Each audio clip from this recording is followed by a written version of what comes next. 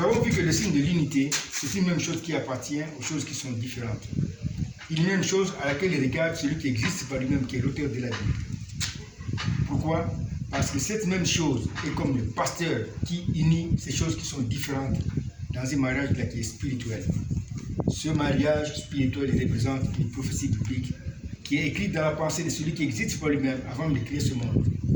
Le signe de l'unité crée donc des prophéties. C'est l'esprit des prophéties avant la création de ce monde. C'est l'auteur de la Bible. Maintenant, étudions maintenant le premier verset de la Bible, parce que la Bible a été écrite par l'auteur de la Bible. C'est bien dit au commencement. Ça, c'est le premier verset de la Bible.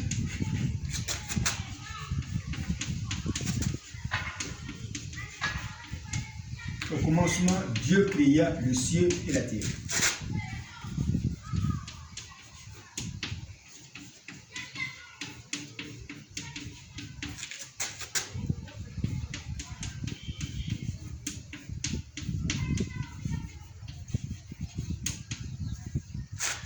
Nous voulons montrer ici que chaque verset biblique est accompagné d'un signe, le signe de l'unité, l'esprit de prophétie, qui est l'esprit de l'auteur de la Bible. On nous parle ici du premier verset de la Bible. Au commencement, Dieu créa le ciel et la terre. C'est une autre façon de voir les choses, les cieux et la terre.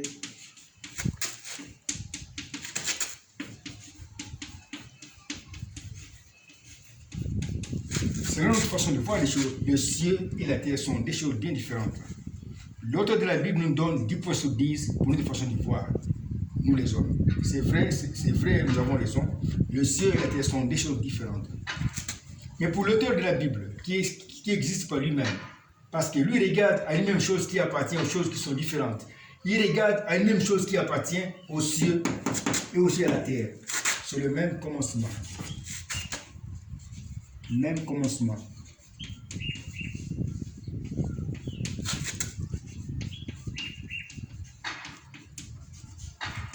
Le même commencement pour le ciel et la terre, c'est le signe de l'unité, c'est le passé signe de l'unité qui unit le ciel et la terre dans un mariage spirituel que nous pouvons représenter ici à côté.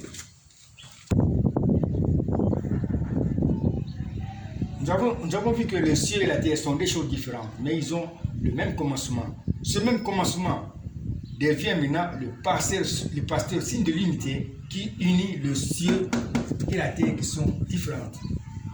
Nous avons trouvé maintenant un schéma de prophétie qui est caché dans le premier verset de la Bible, dans une langue inconnue. Aucun ange ne connaissait ceci. Le ciel et la terre sont liés ici dans un mariage spirituel. Maintenant, comment lire ceci? Pour lire ceci, nous devons d'abord connaître ce qui représente le ciel et ce qui représente la terre. Si nous connaissons ce qui représente la terre, nous allons lire la partie ici qui est en bas. Le ciel, dans le ciel, tout le monde sait cela, se trouve Dieu. Le ciel représente donc Dieu. La terre représente un homme.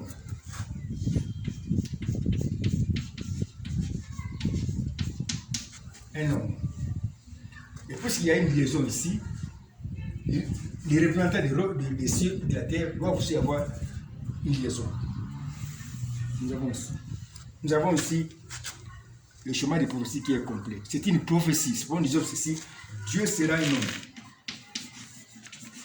Voici la prophétie qui était écrite dans le premier verset de la Bible. Dieu sera un homme. Moïse, le grand prophète Moïse, ne connaissait pas ceci. Il a écrit la Bible, mais il ne savait pas qu'il était en train simplement de réécrire ce qui était déjà écrit dans la pensée de l'auteur de la Bible. Dieu sera un homme.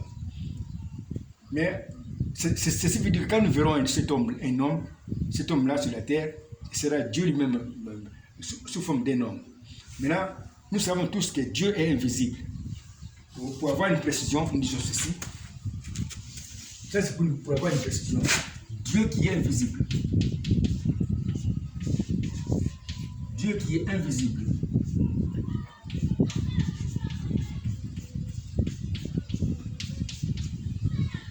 Maintenant, on fait ceci pour avoir. C'est la même prophétie. Hein? Je mets ici 1, 2. C'est la même prophétie. Dieu qui est invisible sera un homme qui sera son image visible.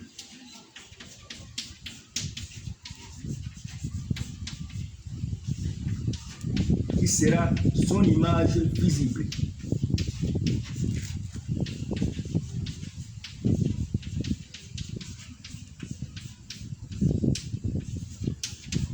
Nous avons trouvé dans la pensée de l'auteur de la Bible, avant de créer ce monde, son projet. Il avait le projet de devenir lui-même un homme. Dieu sera un homme.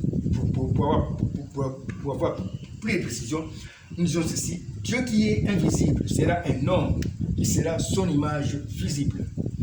C'est ce que nous avons trouvé à l'intérieur de la pensée de celui qui existe par lui-même.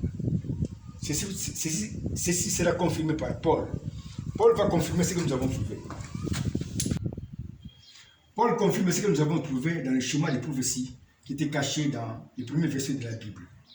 Voici ce que dit Paul dans Colossiens 1,15.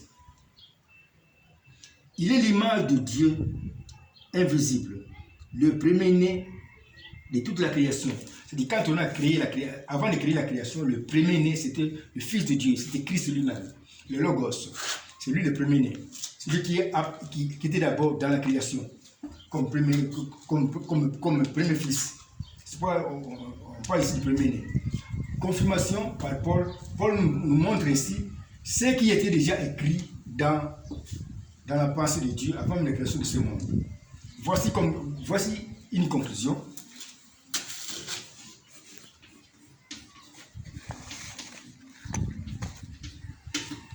Voici la conclusion. Moïse, le grand prophète Moïse, n'a jamais écrit ce premier verset de la Bible.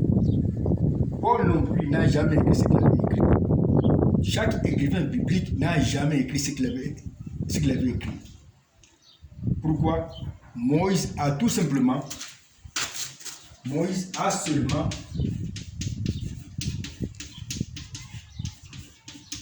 réécrit. Je dis bien réécrit. Moïse a seulement réécrit ce qui était déjà écrit.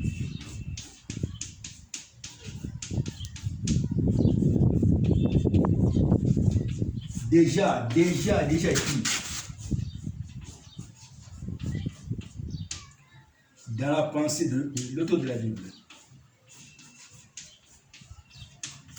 Dans la pensée de celui qui existe par lui-même.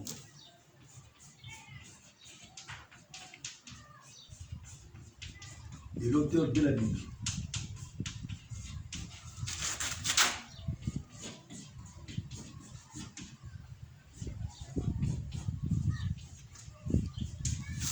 La même conclusion concerne aussi Paul. Lui, tout le monde, aucun écrivain biblique a écrit ce qu'il avait écrit. Chaque écrivain biblique a seulement réécrit ce qui était déjà écrit, déjà très longtemps, avant la création de ce monde. C'est pourquoi Dieu avait donné cette loi à Moïse dans Deutéronome 4:2. Voici.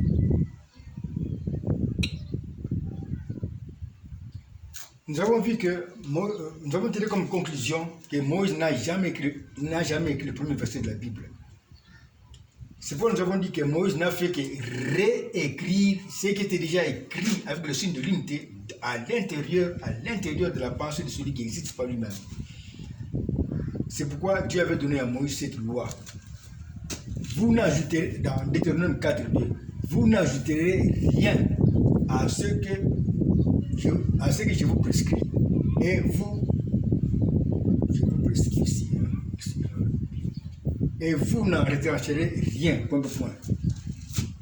Dieu savait que tout ce qu'il disait pour le de Moïse était accompagné de son signe de l'unité. Maintenant, se pose une question. Que va faire Dieu quand il sera un homme? C'est là où le chapitre devient très intéressant. Dieu a promis dans sa pensée, avant de créer ce monde, qu'il sera un homme, qu'il sera son image visible. Mais que va faire Dieu quand il sera un homme? C'est là où le chapitre devient très intéressant. Pour mieux comprendre ce chapitre-là, qui est en rapport avec ce que Dieu fera quand il sera un homme, nous allons d'abord suivre une petite leçon sur le mouvement prophétique. Pour mieux comprendre, pour répondre à la question, que va faire Dieu quand il sera un homme, nous allons d'abord suivre une petite leçon sur le mouvement prophétique. Les choses de Dieu ne sont pas compliquées, même ça c'est simple. La Bible, c'est le seul livre au monde dans lequel chaque mouvement d'un personnage est une prophétie, crée une prophétie. C'est-à-dire une prophétie sous forme de mouvement, que nous pouvons représenter par une flèche. Je répète, la Bible, c'est le seul livre au monde dans lequel le mouvement d'un personnage biblique crée une prophétie, sous forme de mouvement qu'on peut représenter par une flèche. Cette flèche-ci, qui montre le mouvement d'un personnage biblique, ça peut être une flèche de mouvement prophétique. Une flèche de mouvement prophétique.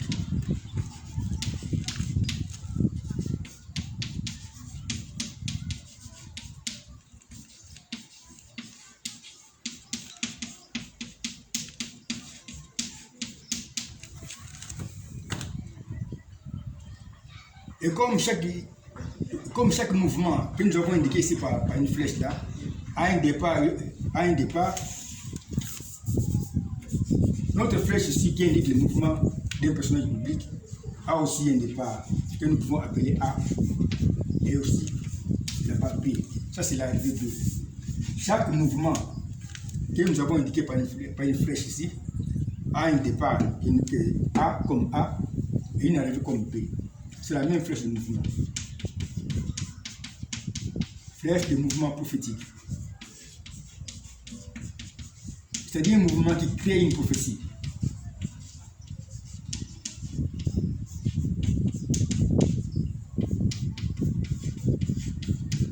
Maintenant, regardez ce beau dessin. Suivez-moi de très près. Nous avons ici un dessin qui nous montre A qui est lié à B.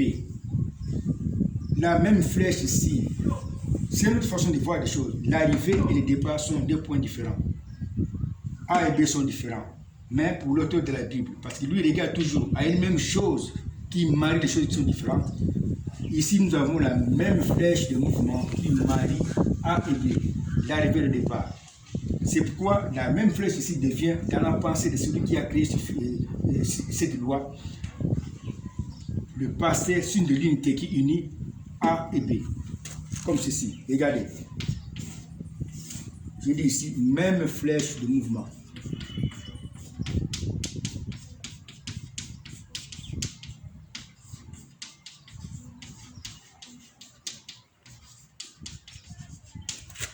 Nous sommes ici à l'intérieur de la pensée de celui qui existe par lui-même, qui crée des prophéties. Et qui a créé une loi qui dit que le mouvement des personnages bibliques crée une prophétie. Même flèche de mouvement. Au départ, on avait le mouvement d'un personnage biblique que nous avons représenté par une flèche de mouvement. C'est ça ici. Mais nous avons trouvé que cette flèche de mouvement a un départ et aussi une arrivée. La même flèche qui part de A jusqu'à B devient maintenant un signe de liaison. Le passé, signe de l'unité qui unit A et B. Voilà notre prophétie qui était cachée dans ce mouvement que nous avons représenté par une flèche. Je reprends ce que j'avais dit avant. Dans la Bible, chaque mouvement des personnages bibliques crée une prophétie biblique à l'intérieur de la pensée de celui qui existe par lui-même. La Bible, c'est le seul livre au monde dans lequel le mouvement d'un personnage, n'importe quel personnage, crée une prophétie. Maintenant, allons voir ce cas ici dans la Bible, dans les 3 signes donnés par Moïse. Maintenant, nous allons étudier le mouvement prophétique dans les 3 signes que j'ai donnés à Moïse. C'est-à-dire, je parle à la place de Dieu. Nous allons parler ici du mouvement prophétique dans les 3 signes que Dieu a donnés à Moïse. Nous avons dit que chaque mouvement crée une prophétie. Maintenant, quelle est la prophétie qui est cachée dans les 3 signes? Regardez, Moïse a rencontré son Dieu devant les buissons ardents. Moïse ne savait pas que son Dieu, le Dieu vivant qui venait de rencontrer était le signe de l'unité. Il crée des prophéties par les mouvements. On lui a dit que voilà, moi je suis descendu, j'ai vu la souffrance de mon peuple en Égypte. Tu dois rentrer en Égypte pour délivrer là-bas mon peuple. Moïse a eu peur parce qu'il avait laissé là-bas en Égypte un témoignage de crime. Moïse a cherché des échappatoires pour ne pas aller. Alors Dieu maintenant va commencer à enseigner Moïse pour les fortifier. Il a dit, mais qu'est-ce que tu as entre tes mains? Il a dit, j'ai un bâton, jette-moi ce bâton. Ça, c'est ce qui parle. Moïse ne savait pas que l'auteur de la Bible, qu'il vient de raconter, créait des prophéties à partir de mouvements seulement. Alors Moïse a jeté le bâton qu'il avait entre ses mains. Le bâton est devenu un serpent. Voici maintenant la flèche de mouvement du bâton jeté par Moïse.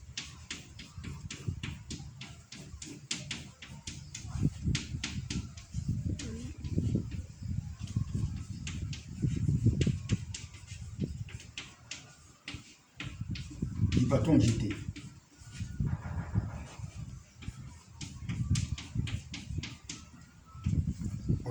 Moïse a jeté son bâton. Quand il a jeté son bâton, ce bâton est devenu un serpent.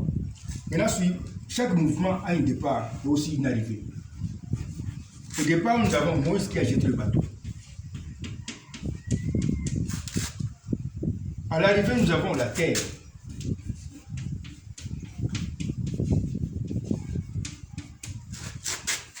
Le bâton jeté est parti de Moïse jusqu'à aller se poser sur la terre. C'est pourquoi ici nous donnons une précision. La terre qui porte le serpent.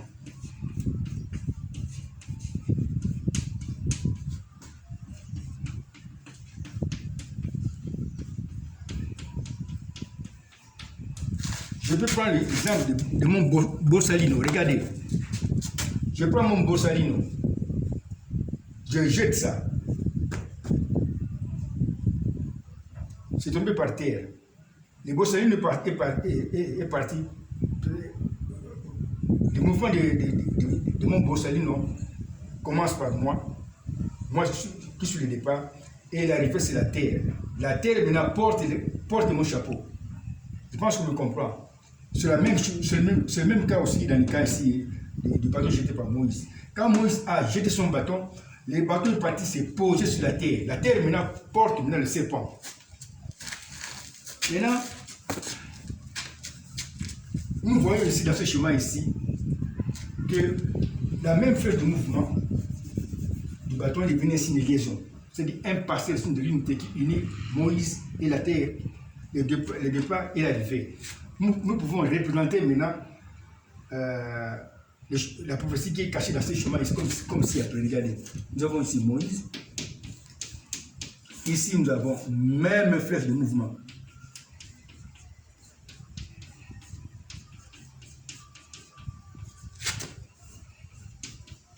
Et ici, nous avons la terre.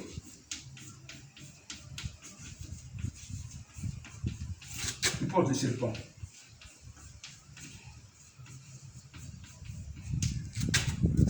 Encore ici, même flèche de mouvement.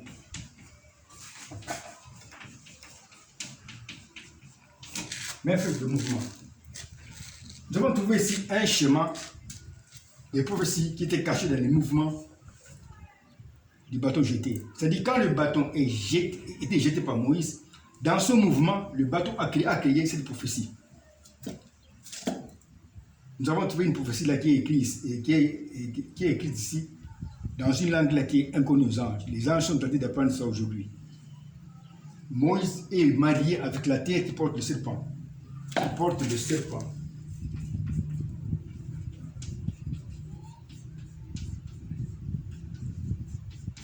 Maintenant, nous allons lire cette prophétie pour découvrir ce que Dieu fera quand il sera un homme. C'est caché là-dedans. Voici notre chemin de prophétie que nous avons trouvé, qui est créé par le mouvement du bâton jeté par Moïse. Nous savons tous ce que représente Moïse. Parce que Moïse, dans ces récits, est en train de tourner un film dans lequel il a un rôle qu'il est en train de jouer.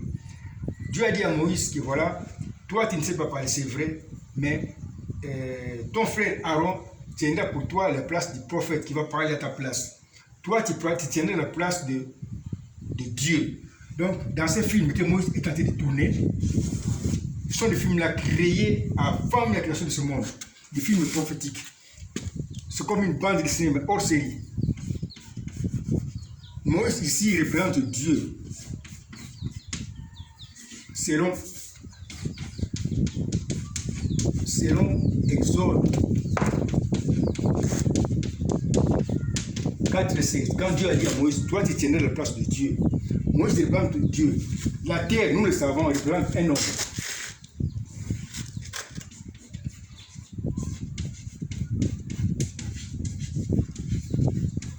Maintenant, se pose une question à l'intérieur du chemin. Mais quel homme? Quel genre d'homme?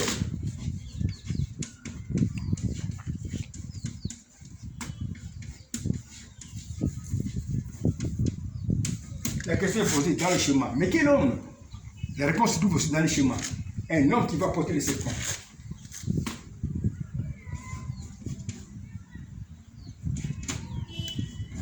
Un homme qui va, comme la terre,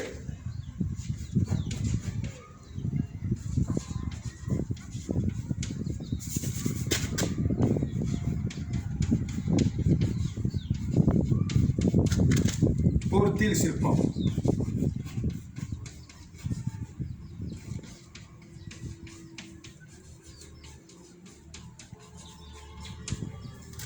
C'est-à-dire, on va continuer. Voici la prophétie. Nous faisons la religion ici. Voici la prophétie. Dieu qui est représenté par Moïse sera un homme qui est représenté par la terre. Mais quel homme? Un homme qui va, comme la terre, porter le serpent, c'est-à-dire le péché qui donne la mort à son peuple. Alors, Dieu va mourir à la place de son peuple, comme un sacrifice d'expiation, pour sauver lui-même son peuple. C'est ça la prophétie qu'on va écrire ici. Nous répétons complètement la prophétie que nous avons trouvée dans le mouvement du bâton jeté par Moïse. Voici la prophétie. Dieu qui est représenté par Moïse sera un homme qui est représenté par la terre. Mais quel homme? C'est la question qui est posée dans le schéma. Un homme qui va comme la terre porter le serpent. C'est-à-dire, on vient ici, le péché qui donne la mort à son peuple. Point. Alors Dieu qui sera un homme mourra à la place de son peuple comme un sacrifice d'expiation. Pourquoi? Pour sauver son peuple. Le salut se trouve en Christ. Maintenant, nous avons trouvé une prophétie qui était cachée à l'intérieur de la pensée de celui qui existe par lui-même. Comme confirmation, nous allons lire ceci dans Ésaïe 35, 4. Voici ce qu'il dit Ésaïe 35, 4. Voici ce qu'il dit Ésaïe 35, 4 qui confirme ce que nous avons trouvé à l'intérieur de la pensée. Dites à ceux qui ont le cœur troublé, prenez courage et ne craignez point. Voici votre Dieu, la vengeance viendra, la rétribution de Dieu. Il viendra lui-même et vous sauvera. Alors s'ouvriront les yeux des aveugles. Ici, Ésaïe maintenant non seulement les signes qui feront reconnaître le Messie quand il sera dans la chair humaine. Alors s'ouvriront les yeux des aveugles, s'ouvriront les oreilles des sourds. Alors les boiteux sautera comme un cerf et la langue du muet éclatera de joie. On nous annonce aussi des signes qui feront reconnaître le Messie qui sera Dieu lui-même dans la chair humaine. Quand vous verrez un homme qui ouvre les yeux des aveugles, sachez que c'est votre Dieu qui a été promis. On s'arrête un peu ici. Il y a encore du temps. Nous avons parlé du premier signe donné par Moïse. On va continuer la suite plus tard. On s'arrête ici.